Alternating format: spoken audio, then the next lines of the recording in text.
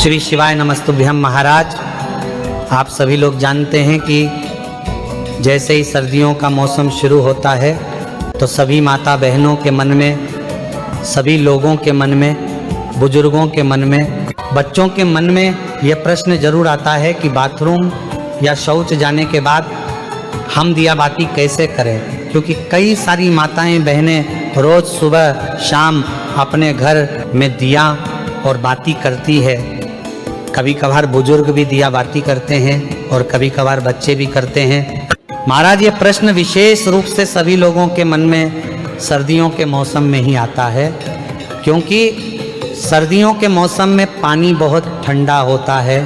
बार बार हाथ पैर गीला करना किसी को भी पसंद नहीं होता, या बहुत सारे लोग हाथ पैर में स्वेटर वगैरह, मोजे वगैरह पहने होते हैं तो बार बार हाथ पैर धोने में बहुत परेशानी होती है।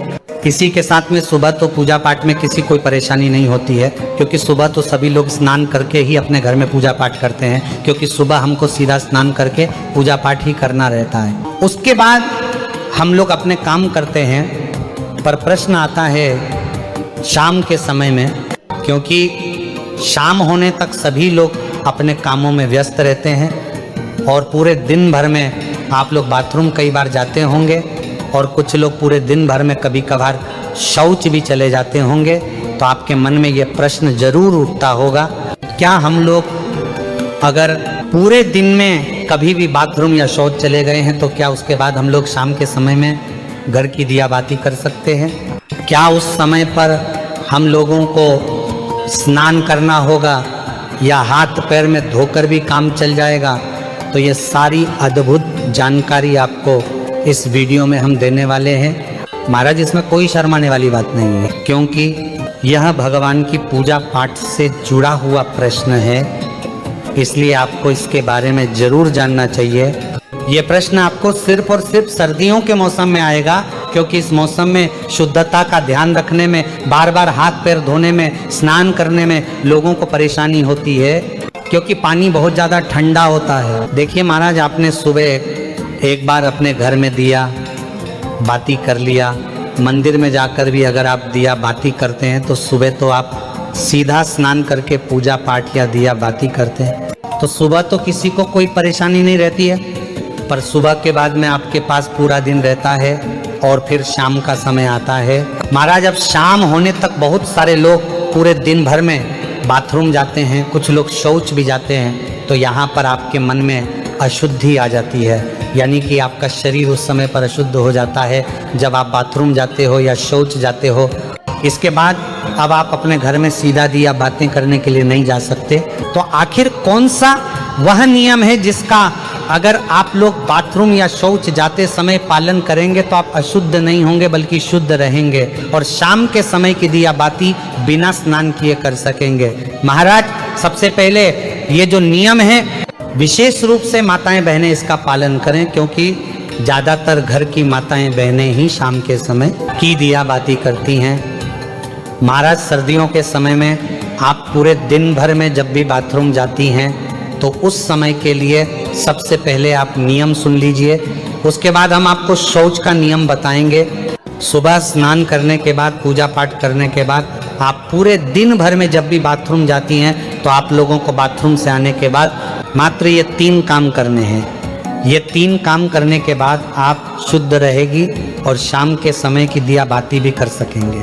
सबसे पहले जब आप बाथरूम जाएं तो बाथरूम से लौटने के बाद आप सबसे पहले अपने हाथों को धोए, अपने पैरों को धोए, उसके बाद 3 बार कुल्ला करें।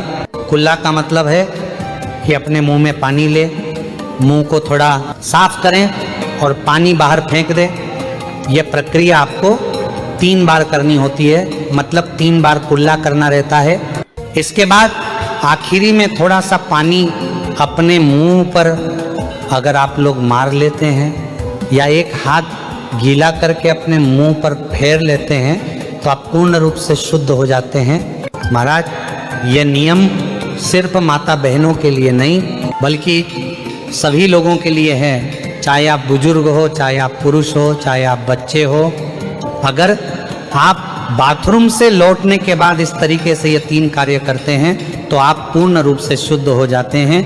महाराज, अब आप लोग कहेंगे कि यहाँ पर भी तो हमें पानी का इस्तेमाल करना पड़ रहा है, पर यहाँ पर आपको कम पानी का इस्तेमाल करके हाथ मुंह धोना पड़ रहा है, अन्यथा फिर आपके पास स्नान करने का ही एक आखिरी तरीका बचता है।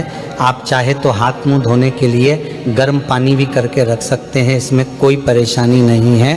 पर बाथरूम से लौटने के बाद अगर आप ज़्यादा कुछ ना भी कर पाए तो अपने हाथ पैर जरूर धोएं।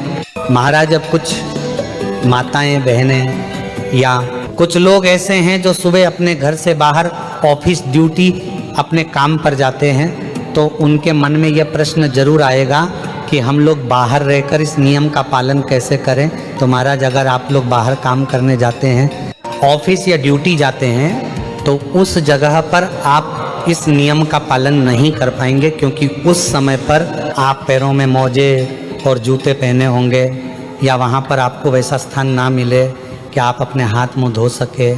तो इसलिए बाहर रहकर ये सारे नियम संभव नहीं हैं। तो जितने भी लोग बाहर रहते हैं, पूरा दिन काम करते हैं और शाम को अपने घर पर लौटते हैं, उनके लिए एक अलग नियम है।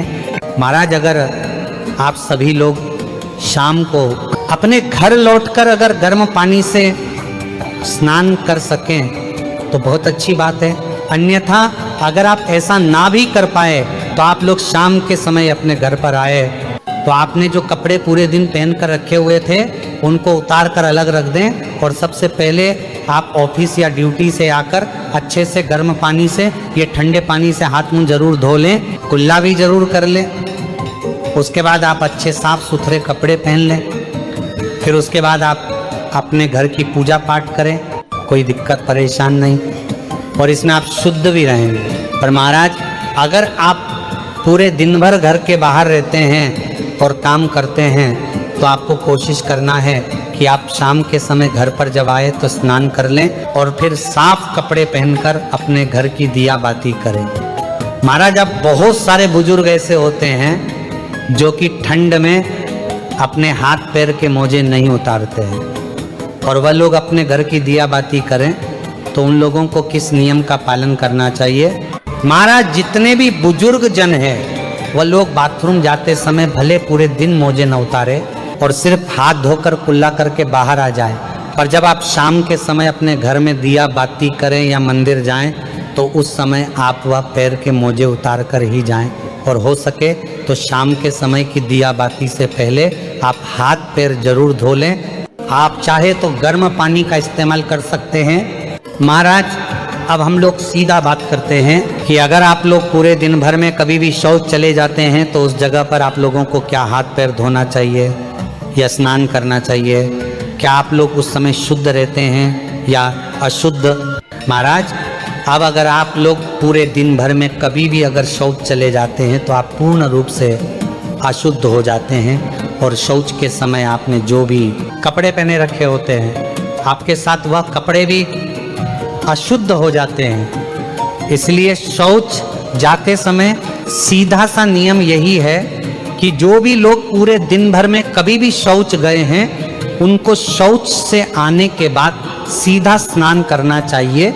अगर वह शौच से आने के बाद स्नान नहीं करते हैं तो उनको शाम के समय की दिया बत्ती नहीं करना चाहिए या मंदिर नहीं जाना चाहिए, क्योंकि आप अगर शौच से आने के बाद स्नान नहीं करते हैं तो आप अशुद्ध रहते हैं। अगर आप शौच से आने के बाद सिर्फ हाथ मुंह धोते हैं तो भी आप शुद्ध नहीं होते हैं, और शौच जाने के बाद भी आप लोग उस दिन अपने घर की दिया बाती करते हैं तो इससे भगवान आपसे नाराज होते हैं, या मंदिर भी जाते हैं तो ऐसा भी आपको नहीं करना चाहिए।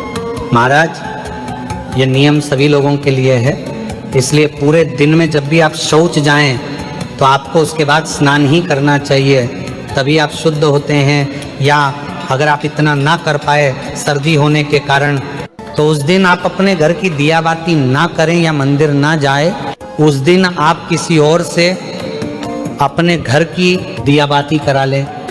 महाराज, यहाँ पर प्रश्न ये आता है कि सर्दियों के समय ज़्यादातर लोग मोटे मोटे कपड़े या स्वेटर वगैरह पहने रहते हैं, तो अगर वह शौच जाते हैं तो इतनी सारी चीज़ों को धोना संभव नहीं है, तो वह क्या करें? तो महाराज, उस समय पर आप जब शौच जा रहे हो तो उतने ही कपड़े पहन कर जाएं, जितने को आप बाद में धो सके बाकी के कपड़े उतार कर बाहर रख जाएं।